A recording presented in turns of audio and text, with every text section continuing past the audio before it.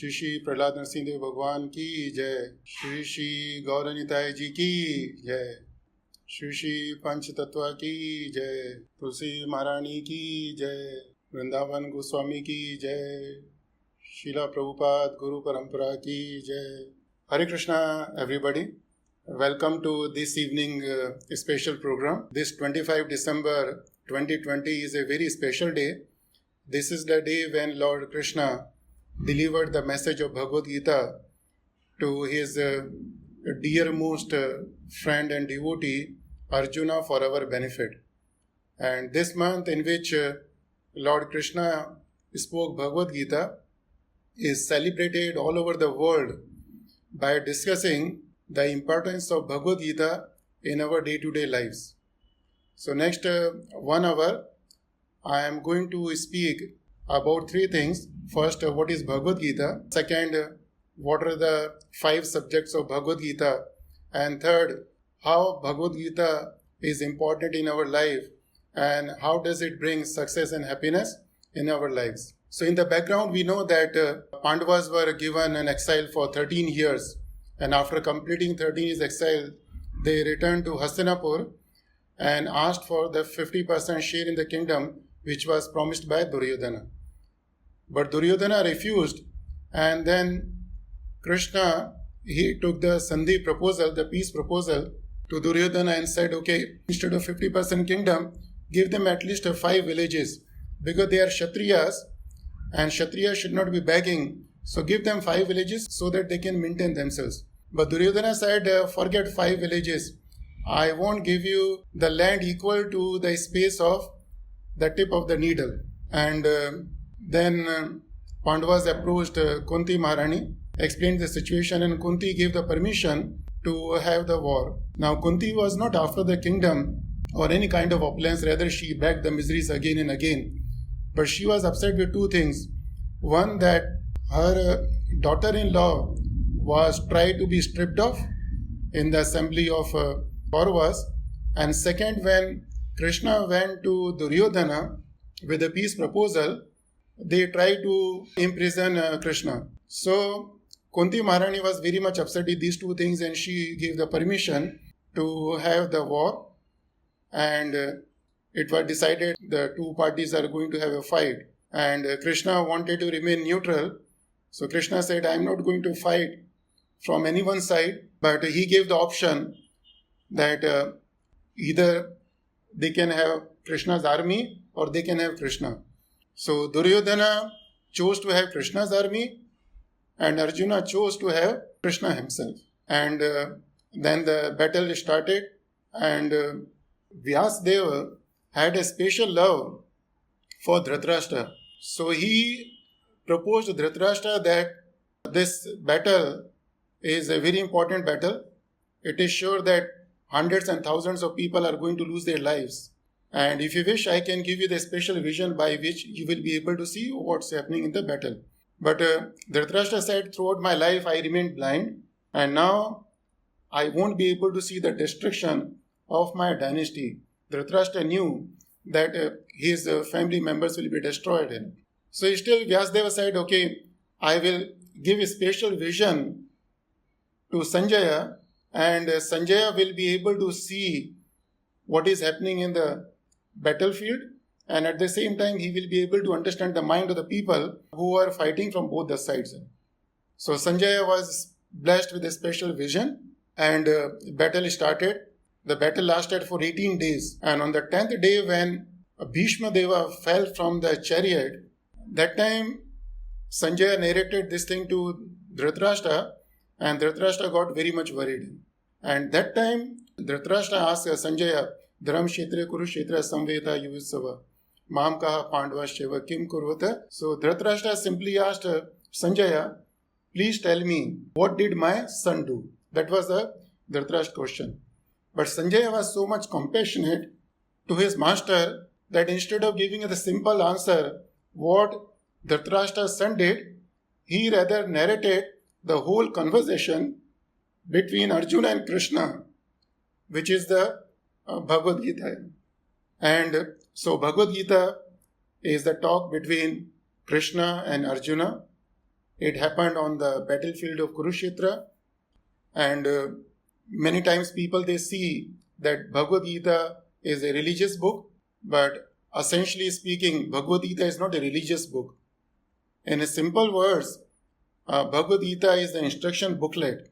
The way we get the instruction booklet when we buy an equipment, and the instruction booklet will tell us how to run the equipment, and we follow the instructions given in the instruction booklet and operate the equipment, and the result is that we can have the equipment for a longer life. We don't face any problem. So similarly, our body is also like a machine. So Krishna has given the instructions how to operate this body, how to live our life.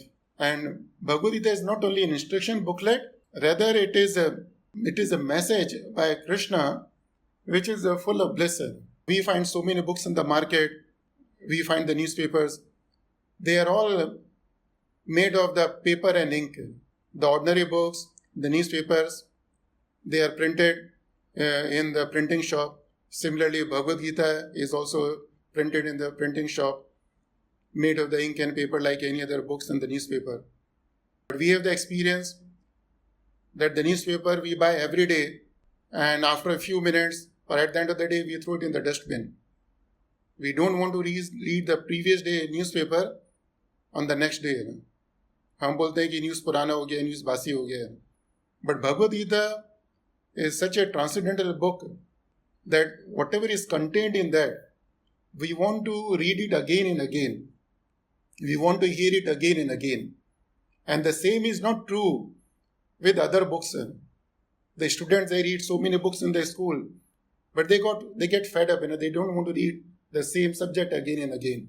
We read so many other story books, novels. We don't want to read them again and again. We may like it. We may read 1 time, 2 times, 3 times, but not repeatedly. Same thing with the newspaper.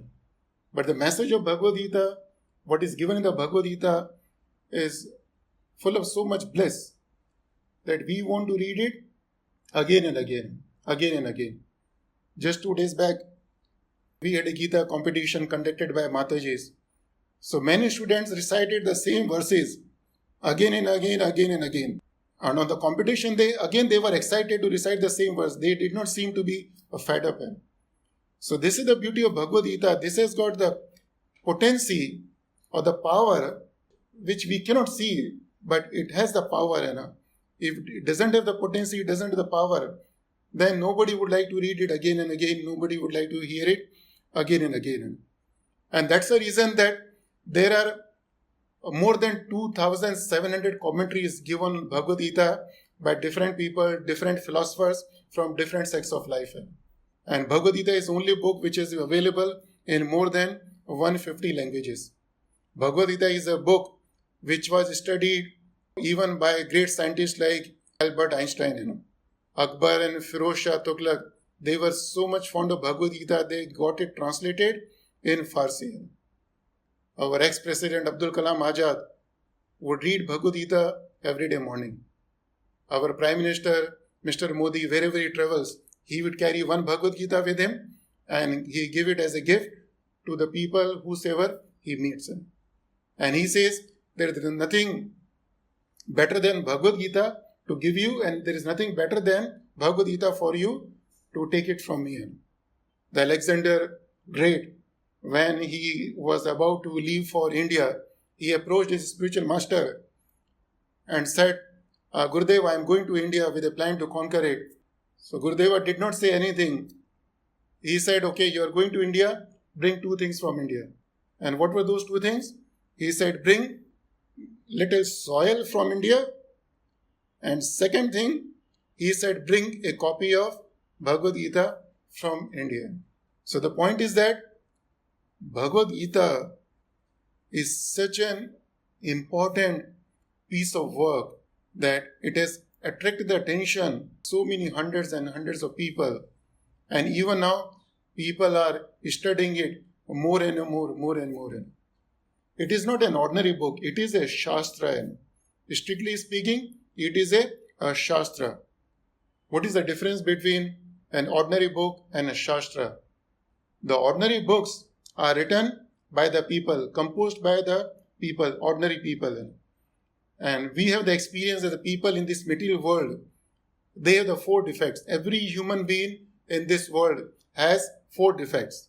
The first defect is the imperfect senses. Everybody's senses are imperfect. Like we cannot see beyond the wall. Simple example. So my eyes are imperfect. Then we are subject to illusion. The third defect of the human being is the tendency to make mistakes. And I don't have to explain, we all know that we all make mistakes. And the fourth is the cheating propensity. The human being have the propensity to cheat. So any human being who creates any piece of work, any literature, any book will be subject to these 4 defects. It will not be a perfect literature. And that's why we see in the beginning of any book, the author will generally say that I did my best, please forgive me for any mistakes or anything I missed out. But Krishna never said that please forgive me, please excuse me if I have done any mistakes, I have missed out anything. It's a perfect literature. It's a perfect literature. So this is in brief about what is Bhagavad Gita. And the second thing, in very brief, I would like to tell you what are the 5 subject matters of Bhagavad Gita. When I say 5 subject matters of Bhagavad Gita, it means that in Bhagavad Gita there are 700 verses. You take any one of those 700 verses, we will see that verse is talking about one of these 5 subjects. So what are those 5 subjects of Bhagavad Gita? The Bhagavad Gita talks about Ishvara, it talks about God, it talks about Jiva, it talks about the living entities. Ishvara, Jiva, Prakriti, then Bhagavad Gita talks about nature. Then Kala, time, Bhagavad Gita talks about Kala. And finally Bhagavad Gita talks about karma, our action or deeds. So the first thing, talking about the Ishvara, Bhagavad Gita gives us the knowledge that who is God? What is God? Are we God? Can we become the God? How the God's abode is there? How does the God function? What are the God's energies? So all these things are given in Bhagavad Gita. Here we have to remember that the way we accept someone as our father in this material world, similarly we have to accept God based on the authority of the scriptures.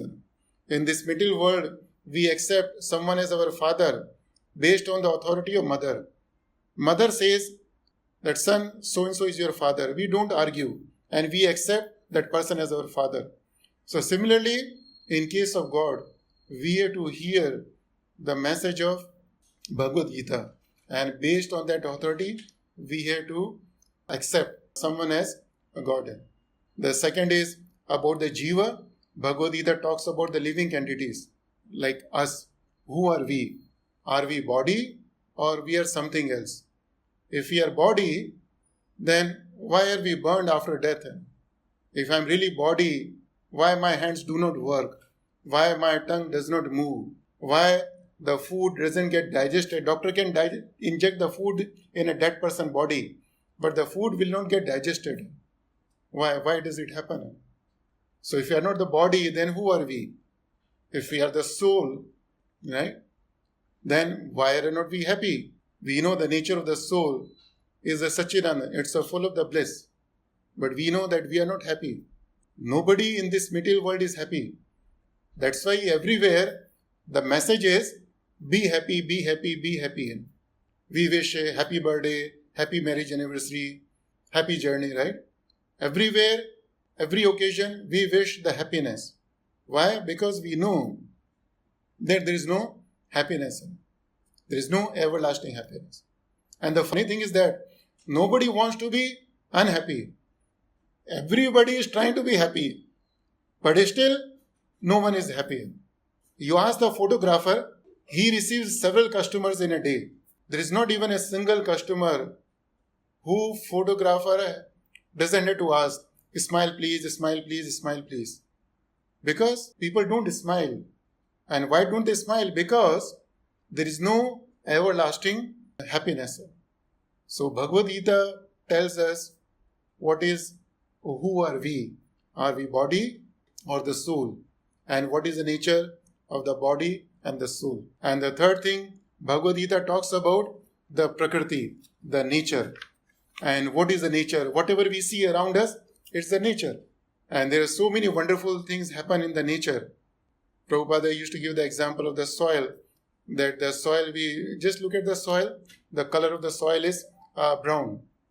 But from the same soil, we get the flower, we get the mango, we get potato, we get tomato, we get different things. The soil color is brown, but we get so many things from the soil, and interestingly, the color of all those things are different. The taste is different. The amount of juice is different in each of those things. So now, who is doing it? Who is doing it? How does it work? So that information is given in Bhagavad Gita. Then Bhagavad Gita talks about Kala, the time factor. We are all subject to Kala, time factor. And it is due to the effect of Kala that the things start getting decomposed, it start getting rusted, there is a wear and tear. So it's the effect of the Kala which destroys the things in the due course of time. It's due to the Kala that we become old. Due to the Kala we become deceased. Due to the Kala we die. We don't want to be old. We don't want to be deceased. We don't want to die. But still is the time factor which is acting upon us, which we cannot control. We cannot counteract the force of time. The time is very powerful. In this material world, we can counteract. If suppose someone is trying to attack me, I can try to counteract it in several ways. Someone trying to slap me, I can counteract by putting my hands on my cheek. Somebody using the sword, I can use the shield. There is a snake, I can use the stick. But how about if the death is coming, what can I do? How can I counteract? So material world, if somebody attacks us, first what we do, we try to protect ourselves. Then if we cannot protect, then we run away. But how can we run away from the Kala? Wherever we go, the time factor is there. The effect of Kala is there. The death is there. We cannot run away from Kala. And material world, we have the example that if somebody is trying to kill us, destroy us, then first, we try to attack him. We can't do it.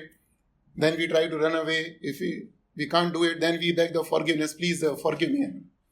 But whatever you do, even if suppose the death is there and you beg the forgiveness, that is not going to forgive us. There was a very busy, very big man. He spent his whole life in earning the money. He spent nearly 40 years in earning the money, and finally he could save about 10 crore rupees. And one day he decided, now I don't want to work anymore and I will enjoy this 10 crore rupees.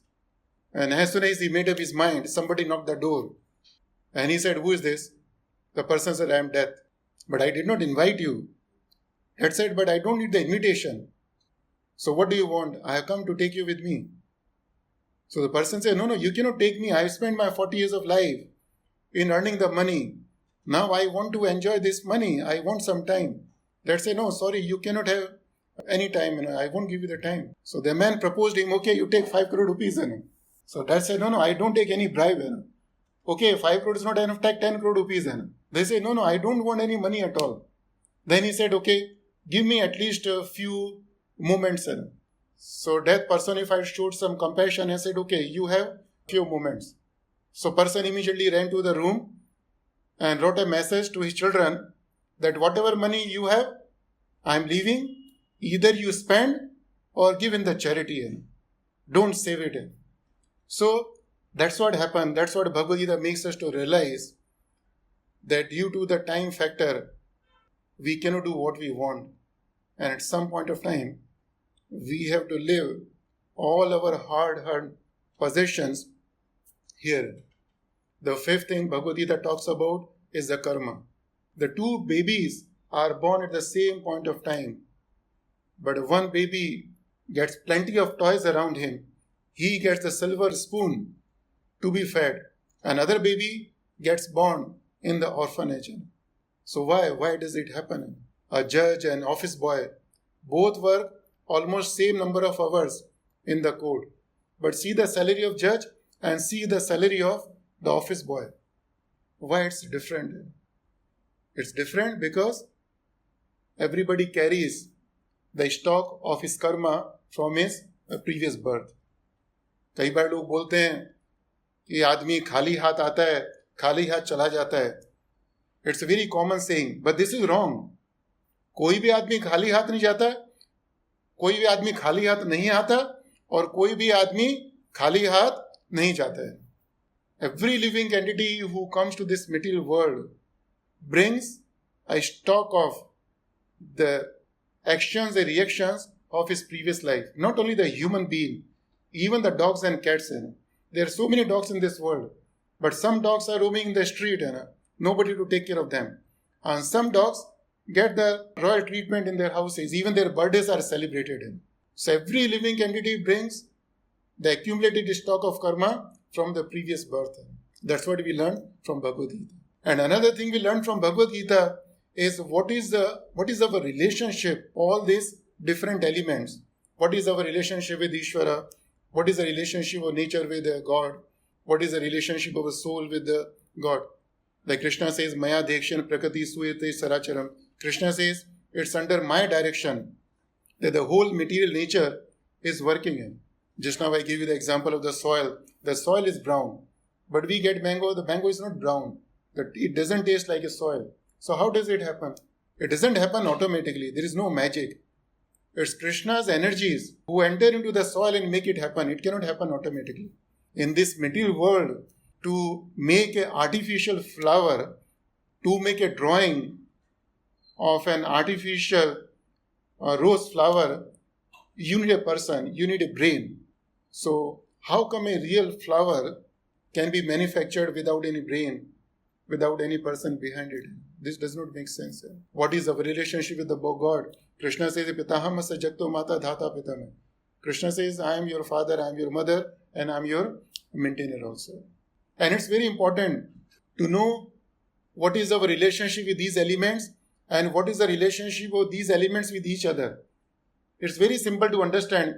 When we go to an office, suppose we get an employment and we enter into a new office. So I am in a new place.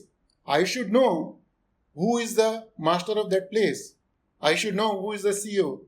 I should know who are the managers. I should know what is my position. I should know who are the people reporting to me. If I do not know, what will happen? I won't be able to work there. I won't be happy. Similarly, we go to any departmental store. There we have to know, okay, he's a cashier, he's a sales boy, he's a manager, right? If we do not know, again, we will be in trouble. So same thing in this material world, which invariably has got 5 things. In this material world, Ishvara is there, living entities are there, material nature is there, the time is there, and the karma, the actions are there. So if we do not know about these things, what is the result? The result, we know, we are not happy. We are not happy. We are always struggling. So Bhagavad Gita talks about these 5 subjects. We can take up any one verse from the Bhagavad Gita. That verse will talk about one or more of these 5 subject matters. Now the third thing, I would like to talk in brief of what is the importance of Bhagavad Gita in our day-to-day lives. How Bhagavad Gita brings a success and happiness in our lives, and how Bhagavad Gita principles are used by so many people around the world, which we do not know, which we don't realize. Now, we can start with a the most popular verse from Bhagavad Gita, where Krishna says, Karmane vadikaraste ma phaleshu kadachan ma karm phal heturbhur mate sangastasva akarmane. I said Bhagavad Gita talks about 5 subjects, Ishvara, Jeev, Prakriti, Kal, Karma. But of these 5 subjects, the most of the Bhagavad Gita is about karma, is about action, is about deeds. Why? Because in this material world, as Krishna said in Bhagavad Gita, Nahi kaschit kshanam jatu api. In this material world, there is no living entity who can stay without action even for a moment. And many times we say that, Prabhu, I am struggling, I got these challenges, I got this problem, this thing, blah, blah, right? All these things are there because everybody is forced to act. Everybody is forced to act. So most of the Bhagavad Gita is about action, is about karma. Bhagavad Gita simply doesn't tell us that you have to act. That's only part of the story. Bhagavad Gita tells us that we have to act, but more importantly, Bhagavad Gita tells us how to act. Karmane vadikaraste ma phaleshu kadachan ma karam phal heturbhur mate sangastasva karmani. We have recited this verse so many times, heard it so many times. But what is the message of Krishna in this verse? It's a very deep message what Krishna wanted to give in this verse. Karmane vadikaraste. Karmani means action, eva means certainly, adhikara means right. So first thing Krishna says that what is in our right? The action is in our right. And second thing Krishna says that ma phaleshu kadachan, but phala means outcome, the result or the fruits. But the result is not in our hand. We do not have any control over the outcome. So these two lines, if we ponder upon it, so what message we get? We get the message that we should be committed to our assigned work. We should be committed to our duties. We should not be thinking about the outcome, thinking about the result. Because if we think about the result, then we will be thinking about the future. But action means present. We have to act now. So if I am excessively absorbed in thinking about the outcome of my action, the outcome of my result, then what would happen? I would lose the focus on the present. I would lose the focus on my work. There were 3 sculptors. They were all busy in carving the stones for the temple. So the one person approached the 3 sculptors and asked them one by one that, okay, why are you doing this work? Why are you carving the stone? So he asked the first sculptor, why are you carving the stone? He said, sir, I am a very poor man. I had to earn money and I had to maintain my family. Second sculptor said, sir, I am carving the stone because I want to show to the world that I am a great sculptor.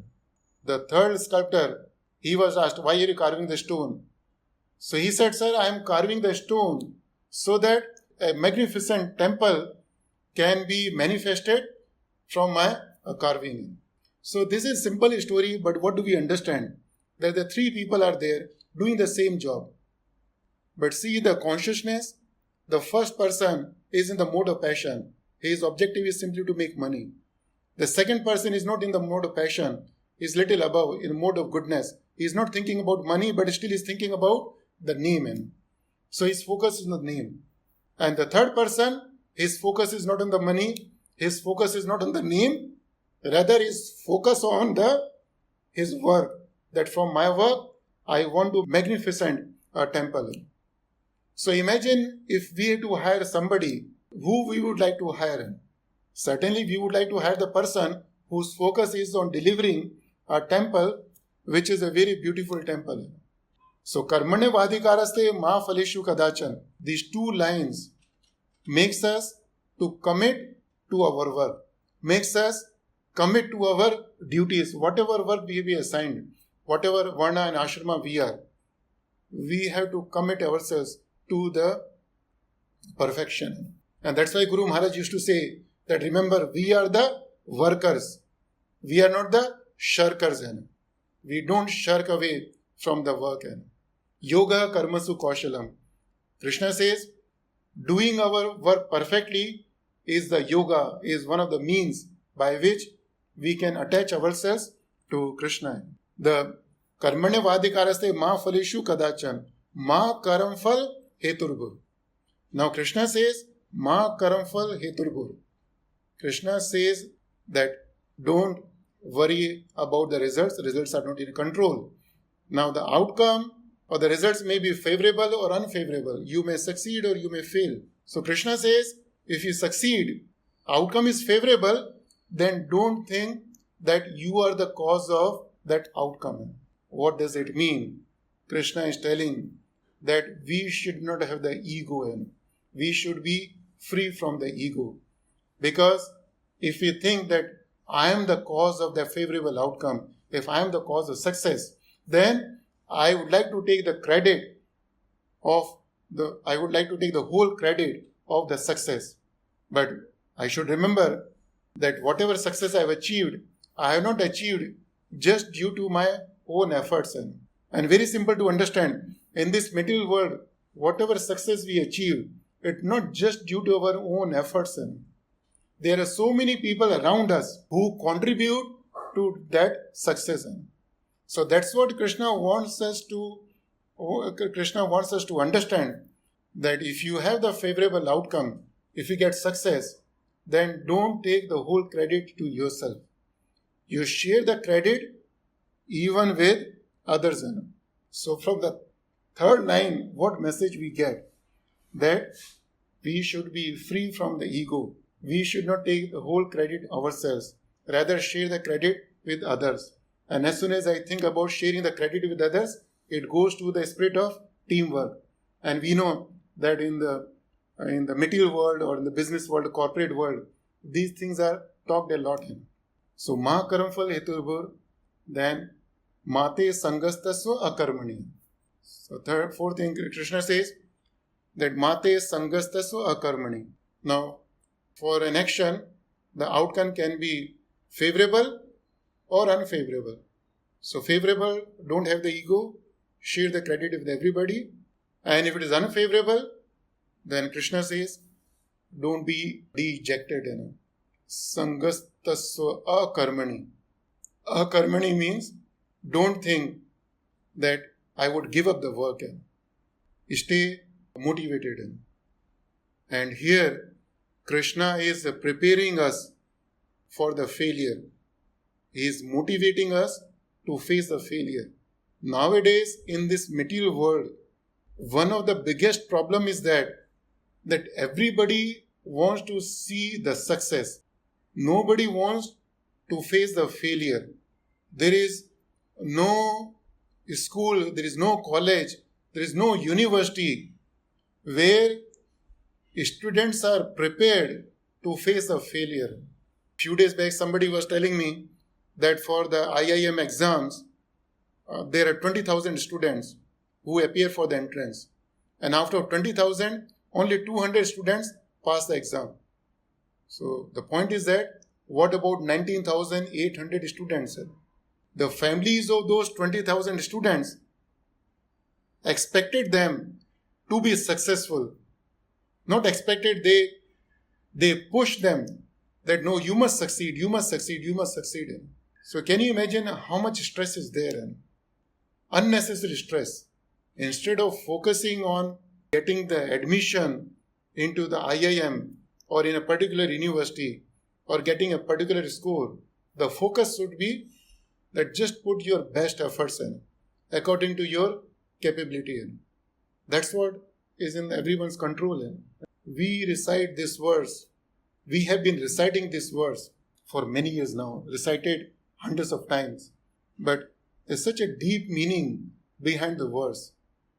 But since we don't understand, we keep making the same mistake again and again, same mistake again and again. And the beauty is that the principles which come from this verse are sold in the market by so many trainers, so many motivational speakers. In this verse, 4 lines talks about the commitment to work. Many times we see this commitment to work is one of the core values of the companies. It talks about share the credit with others. It talks about the teamwork. It talks about the motivation, right? Stay motivated. And put together, if you see that if people are committed to work, they do not have the ego, they share the credit with others, So that means what? Committed to works, the output will be very good. The end product will be very good. No ego, person will stay focused on the work. Teamwork, everybody in the company will be happy. And then end result will be excellence. That everybody will be happy and everybody will be successful also. So this is one of the example I shared with you, that how the principles of Bhagavad Gita are universal and it's a timeless. Timeless means these were true in the past, those are true even now, or those will continue to be true even in the future also. Many times we hear people talk about that walk the talk or lead by the example, right? There is a verse in Bhagavad Gita where Krishna said, Yadyad acharti sreshtas, tadat eve tarojana. That whatever action a great man performs, the common man would follow. So in that verse, Krishna is giving us the principle of leading by example, that we should practice what we preach. This is another example. The third example, very quickly I want to share with you. The first message Krishna gave to Arjuna is that you have to control the emotions. When Krishna tells Arjuna, Matra sparashastu konteya shitoshna sukh dugdha agma payino anitya stam stitikshasva bharata. Krishna says this happiness and distress is like a winter and summer. They come and go. Don't worry about it. Simply tolerate it. So what is the message of Krishna, right, behind this verse? That we should control our emotions. Don't get emotional in the moments of happiness as well as in the moments of distress. Why? Why shouldn't we be emotional? Krishna says, because this is all temporary. So we shouldn't be serious about these moments of happiness as well as distress, because the moments of happiness will not last for forever. Same thing, the moments of distress also will not last forever. Once Radha Maharaj was telling that don't take any situation seriously. Be happy in every situation. Why? Because every situation is temporary. And this principle, what Krishna has given to Arjuna to control the emotions, is sold in the market in the name of emotional intelligence. The companies, they charge thousands of dollars to teach this principle to the people. Another interesting thing which we get from Bhagavad Gita, many times we talk about work and life balance. That we have to balance our work and life. And the same thing has been given by Krishna millions of years ago. In the verse when Krishna says, Yuktahar viharasya, Yukta cheshtasya karmasu, Yukta swapna avabodhasya, yogo bhavati dukha. Krishna says, we have to regulate our eating, we have to regulate our office work, we have to regulate our creation. Yuktahar, ahar means eating. Vihara means recreation, roaming around. Cheshtasya means our office work. And swapna avabodhasya. Swapna means sleeping. Avabodhasya means waking up. We should sleep on time, get up on time. Yogo bhavati dukha. Krishna says, if we can do these things, 4 things, then yogo bhavati dukha. Krishna says that you are free from misery. There is no more distress. You will always be happy. So aren't we trying to do the same thing? Many times we hear these things, work and life balance, work and life balance. So the principle has been given by Krishna millions of years ago. But unfortunately, we don't take out time to pick up Bhagavad Gita and read and study it. Another interesting thing, last thing I would like to share is people spend thousands of dirhams on getting a diet plan from the dietitian, from the doctors. But Krishna has given the diet plan, the weight loss plan, in Bhagavad Gita 17th chapter, verse number 8, 9, 10. Krishna simply says that we should eat the juicy food and do not eat ruksha, means dry food. And that's what the dietitian will do.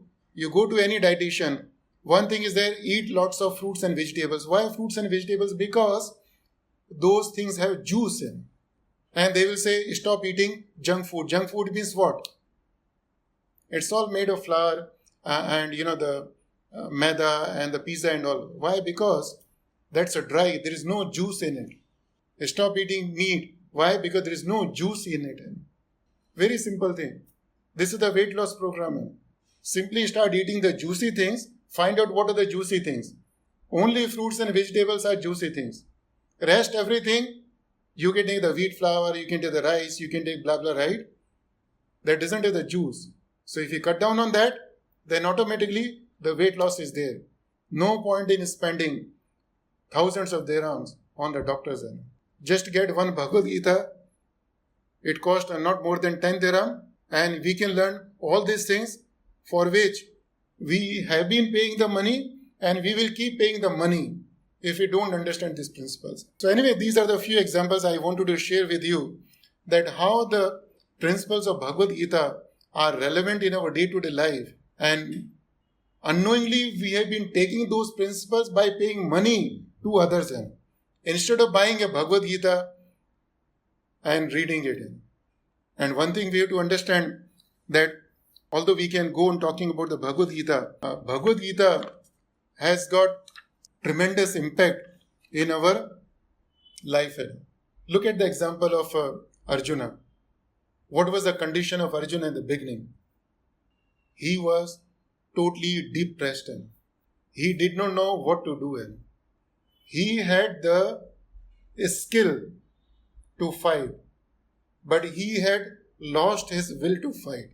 And the person who has a skill, but he or she has lost the will, that means the person is in depression.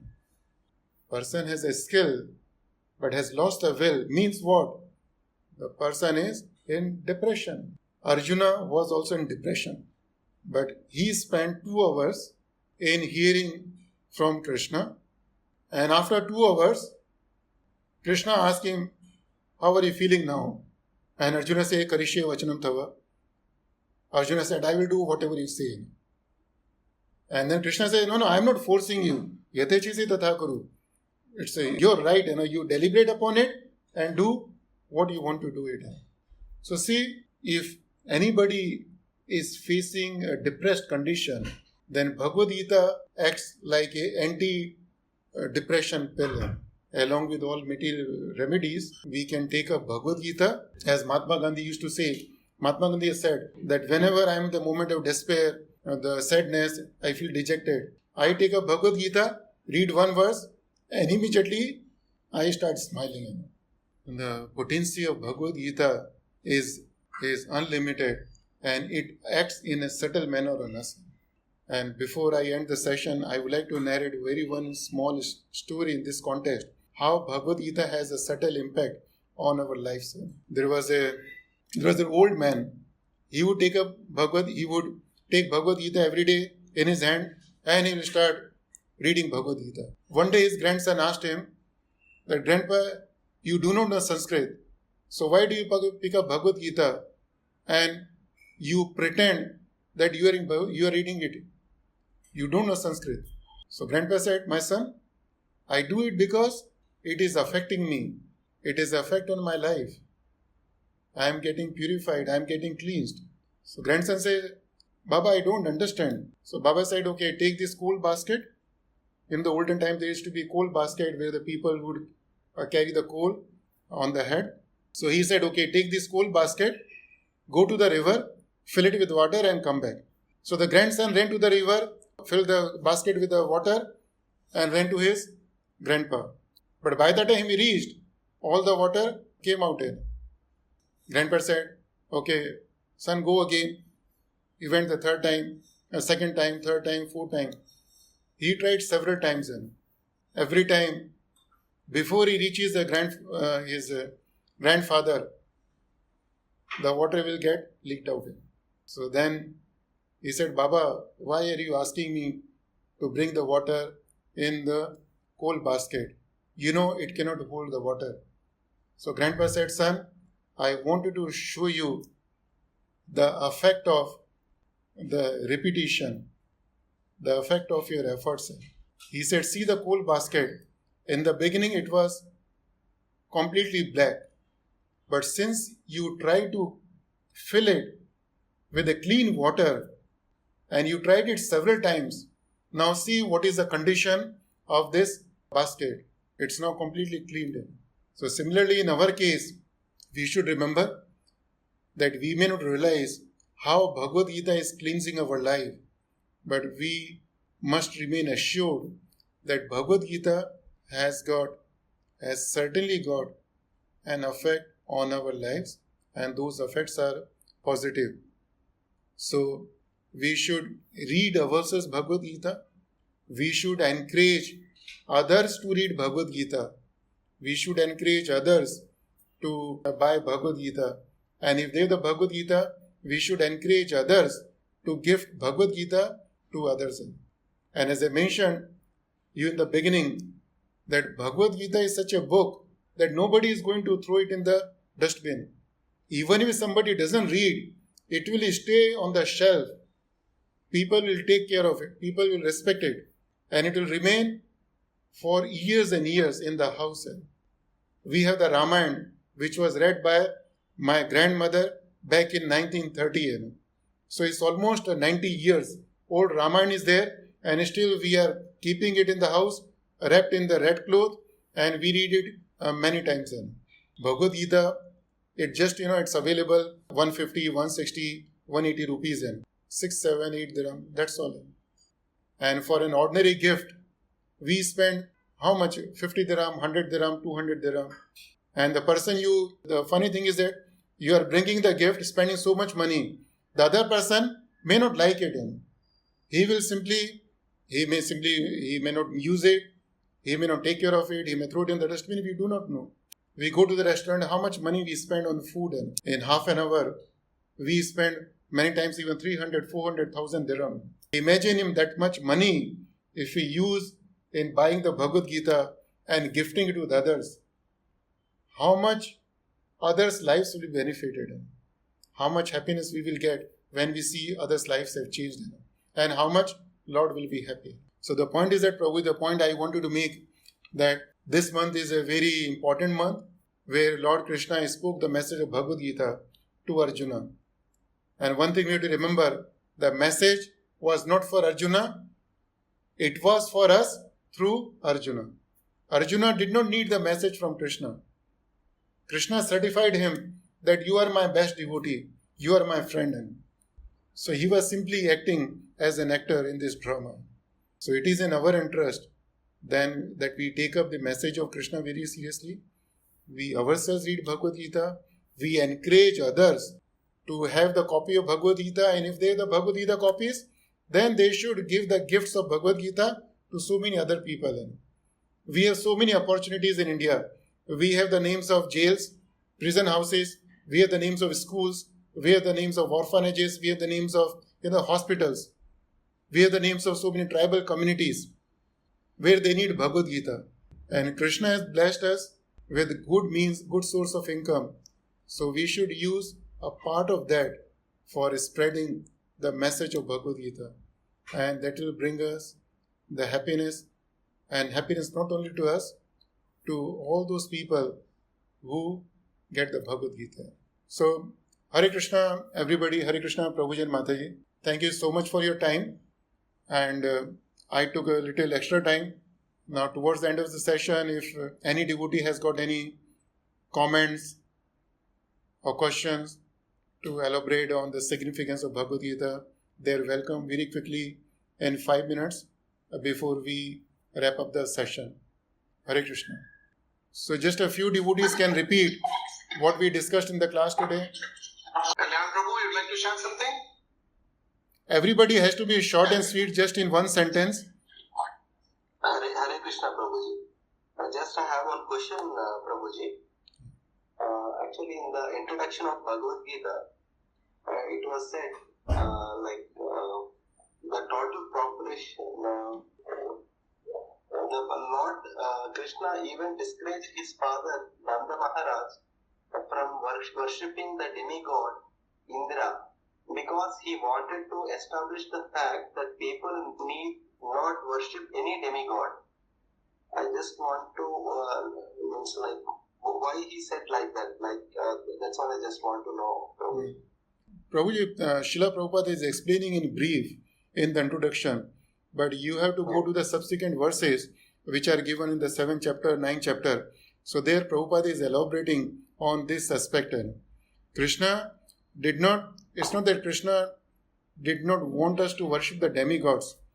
The point Krishna wanted to make that you have to respect the demigod, but when you need something, you should look at your father and mother, because the amount of care which can be given by father and mother cannot be given by the other children of father and mother.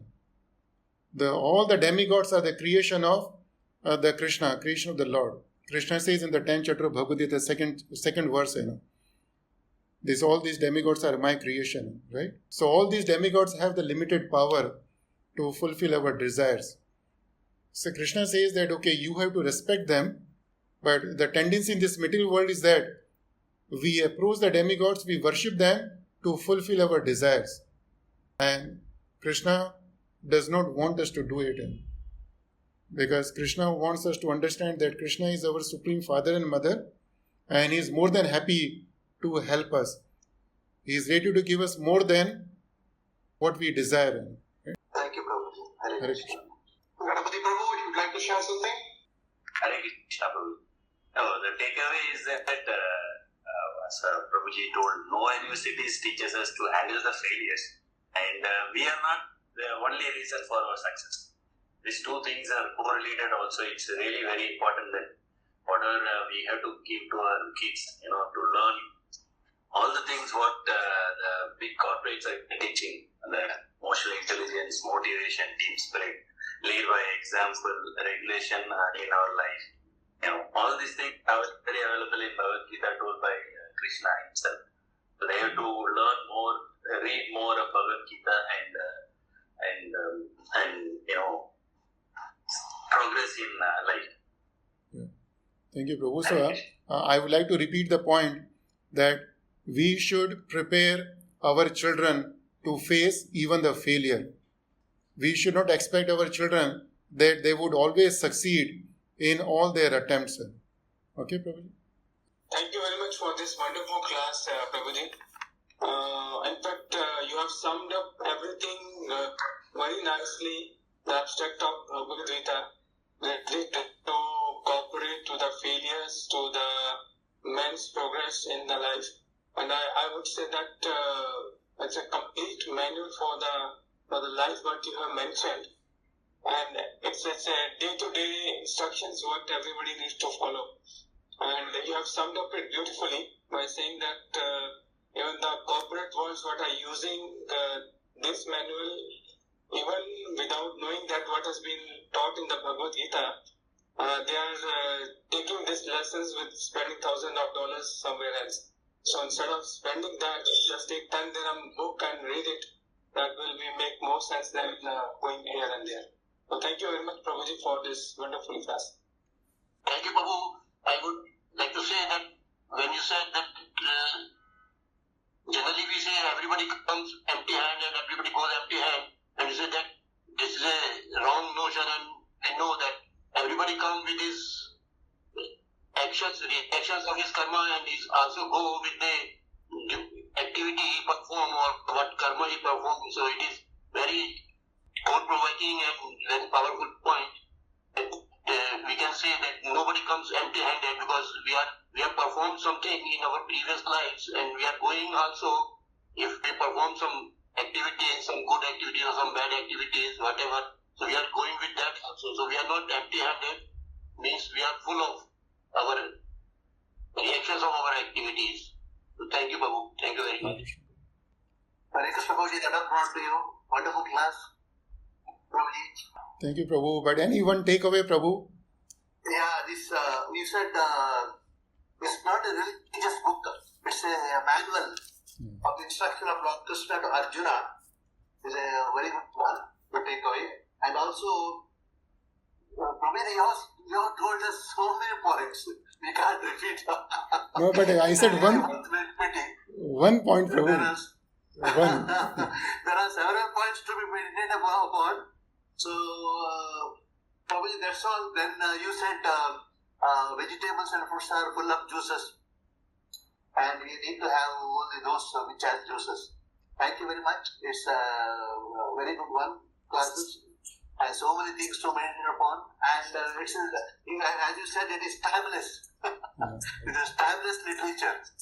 Thank you very much, Prabhu. And it's not about, it's Prabhu, it gives you the weight loss plan, right?